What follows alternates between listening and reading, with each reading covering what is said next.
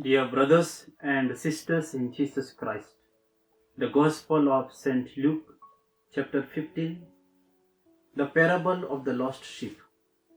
This passage is a comforting reminder of God's infinite love for all of us, no matter where we are in our journey. This passage highlights God's deep care for each individual, no matter how seemingly insignificant they might appear. Jesus uses the parable of the lost sheep to convey the profound love and compassion of God for every person. While a shepherd would leave the 99 sheep in safety to search for the one that is lost, God's love is such that He desires that none of His children should be lost. This image of the shepherd going after the lost sheep emphasizes the idea that no one is beyond redemption.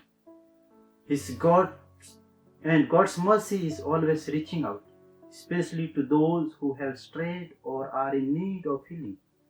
It invites us to reflect on the ways we too are to be called to be vigilant and compassionate towards others, particularly those who are struggling in their faith or have distanced themselves from the community.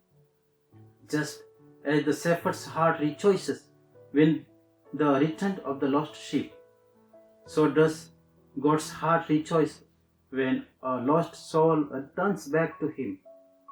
The passage also challenges to reflect on how we treat the lost in our daily lives. Are we quick to judge, or do we seek to bring people back with love, passion, and understanding? It encourages to reflect God's care and concern, not only for those who are doing well, but also to those who need guidance, support, and love to return to the fold. Finally, it reassures us of God's commitment to our salvation. In times of doubt and difficulty, we can be assured that God is actively seeking us, even when we feel lost or unworthy. His love is relentless, and He will go to great length to draw us back to Himself. Let us ask ourselves, are we paying attention to the need and struggle of our siblings? Do we go after them when they stray or face challenges? Are we willing to make sacrifices, leaving the 99, so to speak out, to bring them back to the safety and security? In the parable, the shepherd does not just search for the lost sheep out of duty, but with deep joy when he finds it.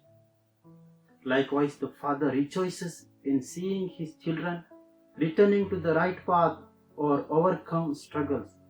Dear friends, our role is not only to guide but also to model grace. When one of our children makes a mistake or loses their way, it is our responsibility to pursue them, to correct them, to love, and to rejoice in restoration. Just as the shepherd rejoices over the lost sheep, do we see our children as treasures to be protected and cared for, especially when they go astray? Are we the model of the love of Christ by seeking them out in their struggles and rejoicing when they return to the fold?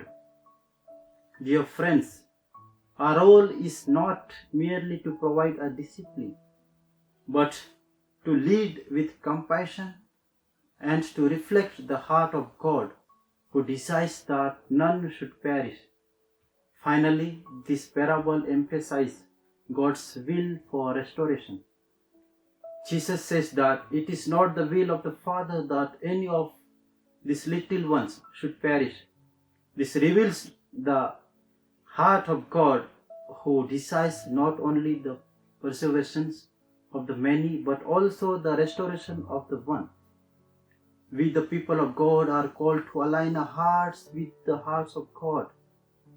When we see someone in need, whether it's a child or a friend, we should share God's deep desire to to restore, heal, and bring back to the lost. Restoration is at the core of Christian love. It is not about leaving someone behind, but going after them, no matter the cost of it. Let us ask, how often do we reflect the heart of God in our relationship with others? Are we willing to search for the lost, to go to the extra mile for the restoration of someone we love? As a community, as a family, let us remember that our work is not done when someone is lost. Our work is completed when they are found. And when they return to the fold, we rejoice together. Let us be a person who is like the shepherd.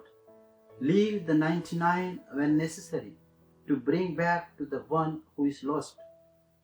Let us be a person who loves deeply, who searches tirelessly, and who celebrates joyfully when one of us returns home. And may we always remember that in the end, it is God's heart of love and restoration that calls us to this work. May God give us the grace to love as He loves.